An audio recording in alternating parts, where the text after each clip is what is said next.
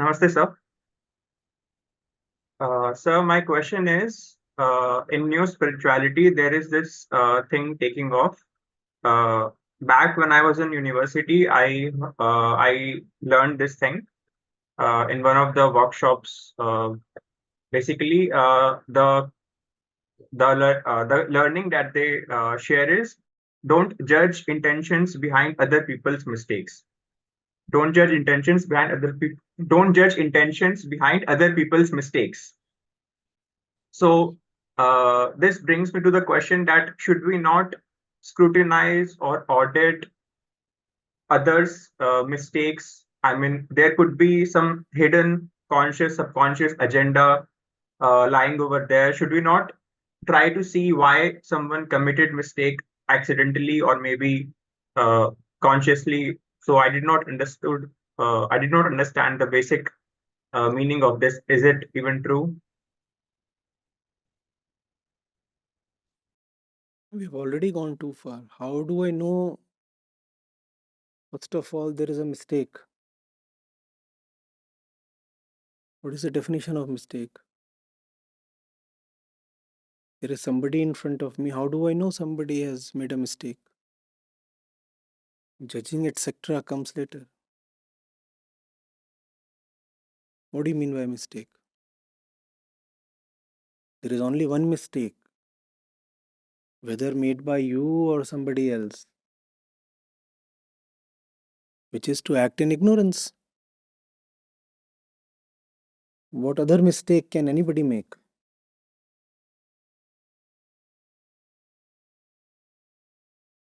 The fundamental mistake then is to not to know the definition of mistake.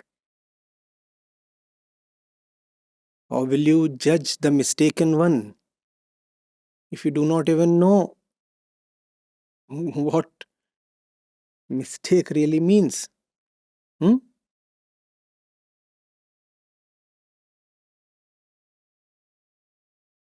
Do not judge somebody wearing crimson. I told this to Shiva. He said, "Sir, I have a small problem." What? I do not know what crimson is. Judging, etc., comes much later. First of all, you must know what crimson is. No?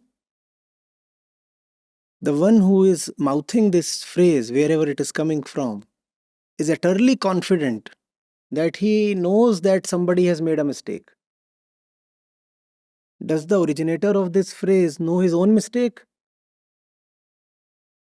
He says, don't judge the intention behind other people's mistakes.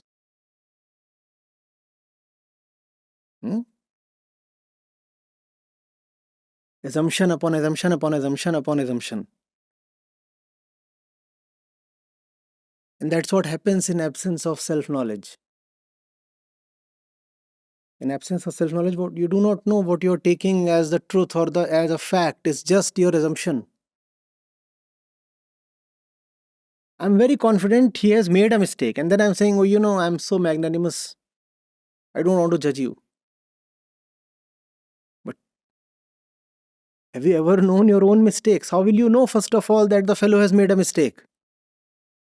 The only mistake is ignorance. What other mistake can be there?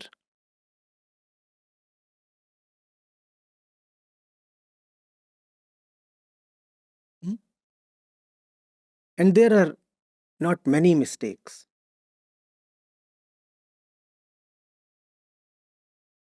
There is only one central mistake that we all make,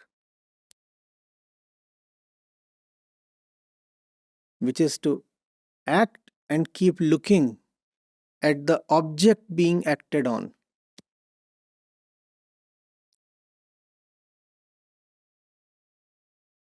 Blissfully forgetting the subject of action. Totally oblivious to who the actor is. completely obsessed with the object of action. I mean, with where I am standing, I cannot elaborate much more on this unless you have something else to ask. So basically, the person from whom I learned this, he used to say, for example, if your maid accidentally dropped something precious, something made of, glass or something from the kitchen.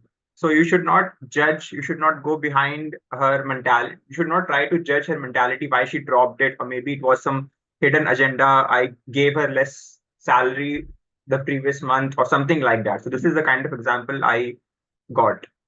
But it is entirely possible that she dropped it because she felt she wasn't being paid enough. It is entirely possible.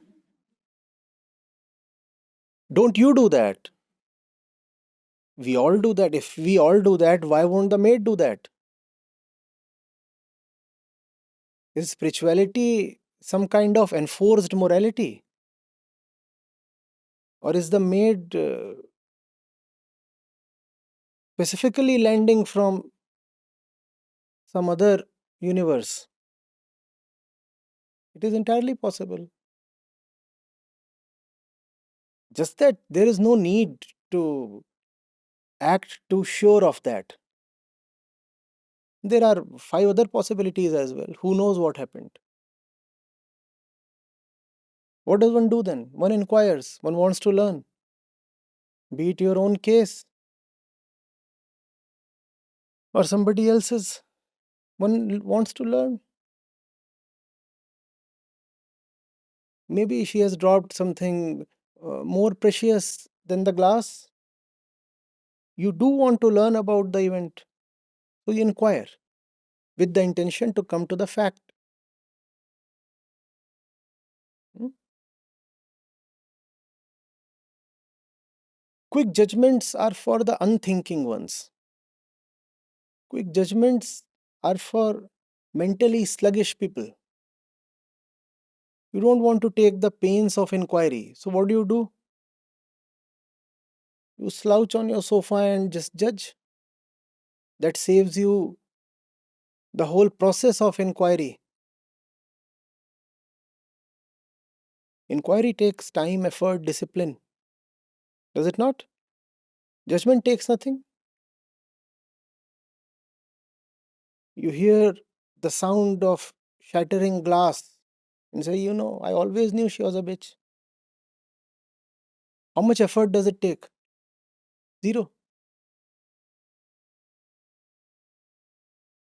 And it requires some diligence and some honesty to walk up to the kitchen, speak to her, look at the evidence, ask questions, reflect on yourself, do many a thing, and then let the fact slowly emerge from there.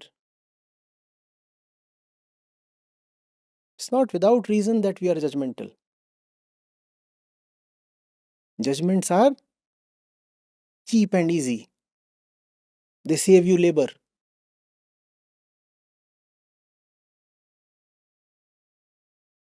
Not that we are judgmental about just others, we are equally judgmental about ourselves.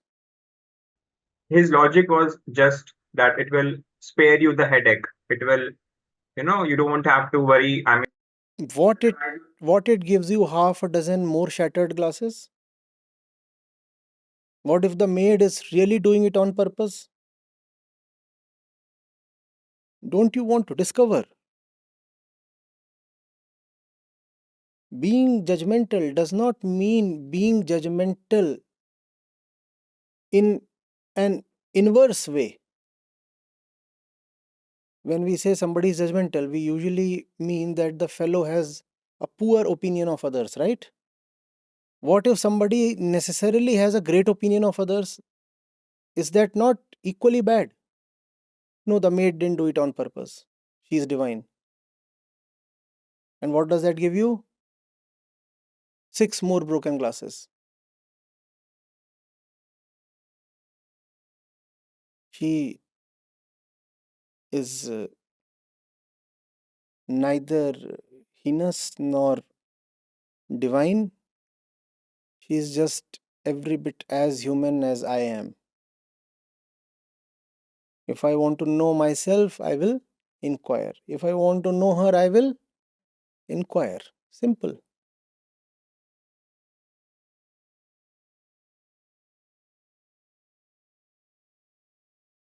Hmm? There is no need to term somebody a devil. There is also no need to term somebody a deity. Go find out. Why judge? All judgments are just lazy assumptions, are they not? Why judge?